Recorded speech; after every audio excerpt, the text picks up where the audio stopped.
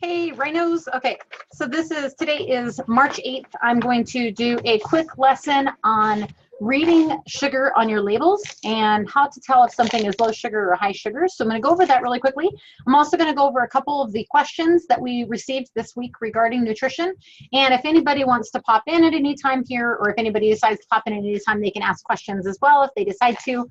Otherwise, I know I got the link out, I think, kind of late today. So hopefully everybody is able to watch this later and get something out of it. And remember, you guys, this is not required. These nutrition meetings are never, ever required. But they are available to you if you ever have questions, and I always answer the questions that you guys send me during the week because I know a lot of you guys are just not able to make it during this time slot, so that's okay. So first thing I'm going to do here is I'm going to go to a share screen really quickly, and hopefully you guys will be able to see the screen that I'm looking at here. You should be able to see a screen right now that says which of these is higher in sugar.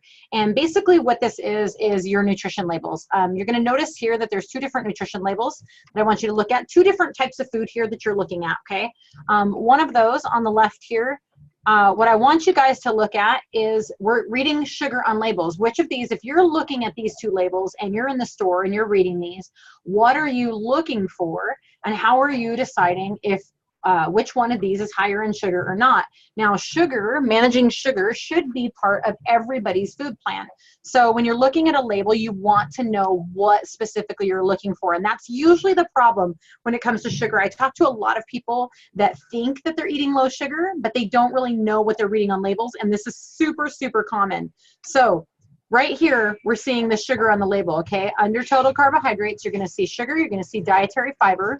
Sometimes you'll also see sugar alcohols there. Okay, so sugar, dietary fiber, sugar alcohols, all underneath the total carbohydrates. So right here, you're looking at the sugar, and this says it's 3 grams of sugar. The next one over here says it's 6 grams of sugar. So if all we're looking at is grams, then clearly this one is higher sugar than this one, but that's not all we're looking at. This is not apples to apples that we're comparing here. They have serving sizes that we also need to look at.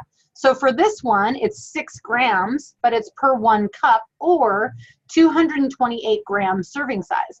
For this one's, it is 3 grams or per a 28 gram serving size. So what I want you to notice, and this is where most people get lost in this, is they're looking at these, but they don't know where else to look.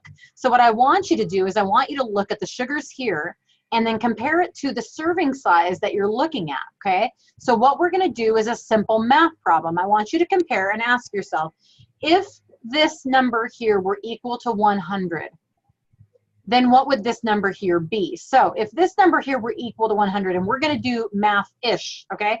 So let's say, how many times does 28 grams, 28, go into 100? We're gonna estimate 4-ish, okay? I don't want you guys to have to do math here. I just want you to estimate. So if we set 28 equal to 100, that would be 4 times that we would have to use that to be able to go into 100, right? So if we do 4 times 3, then the answer to that is gonna be 12, okay? So 12-ish, right? So we're doing 4 and 4 here. So 12. So we're right around the 12 number here. Well, here's the number that I want you to look at. Now that tells you something. That tells you there's actually 12 grams of sugar in 1 serving of this item, okay? So here, let's say we have 6 grams. We have a 228 gram serving size. So again, let's set that equal to 100. So we're gonna half it-ish, right? So if this were 100, then half of this would be 3, right? So once again, we're just setting that equal to 100 and then finding what the other number is there. So if that's what I'm looking at, and this one is 12 grams of sugar for 1 serving, and this one is 3 grams of sugar for 1 serving, once again, you're not comparing the two together. You're trying to find out if this is low sugar or high sugar, or this is low sugar or high sugar. What I want you to remember is this here, okay? This is gonna be a great page. If you're watching this video, this is a good one to screenshot. Or to take a picture of. Low sugar, something that's considered low sugar is less than 5 grams per 100 gram serving size. If it is a milliliter measurement or liquid, then it's 2.5 grams per 100 milliliter serving size. So let's go back to those numbers again. We want our number to be less than 5 grams per 100 gram serving size to be low sugar. This one we determined is 12 grams per 100 gram serving size-ish, right? So if this is 12 grams, is that less than 5 grams per 100? No, it's not. It's much higher than that. So this product on the left would be very high in sugar. This one on the right you're looking at 6 grams, but when we did the math, we found it as 3 grams-ish per 100 gram serving size. 3 would actually be less than 5, which means this is considered a low sugar food.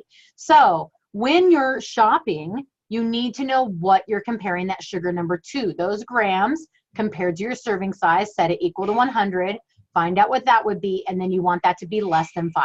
Hopefully that helps you understand when you're reading a label how to figure out if something is high sugar or low sugar. Now, this does not say that just because something is low sugar that it's great to have in your life.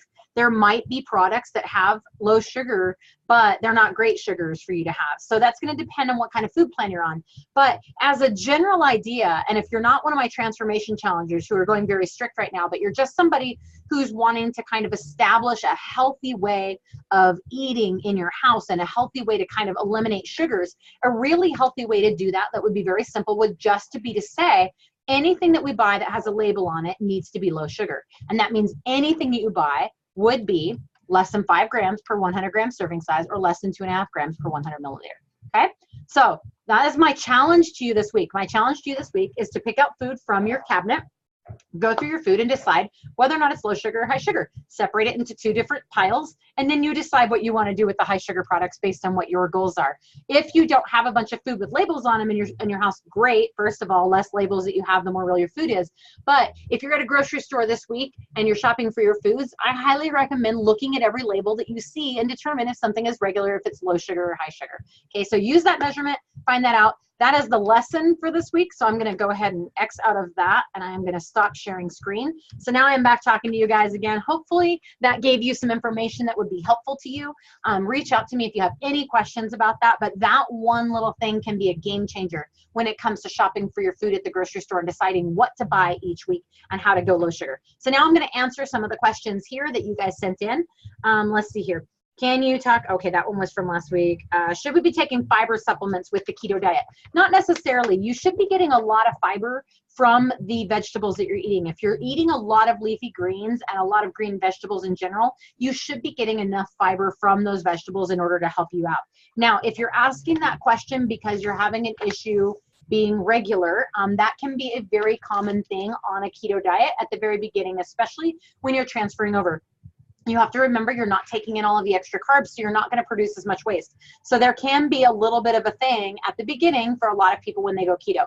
My answer to you is this. If that is what is happening, and that's the reason you're asking this question, then my question is, are you uncomfortable? Is it an uncomfortable, constipated type of a feeling, or is it just I'm not going? If it's just I'm not going, you're probably fine. Keep doing what you're doing. Drink your electrolytes. Keep eating those vegetables and do what you do.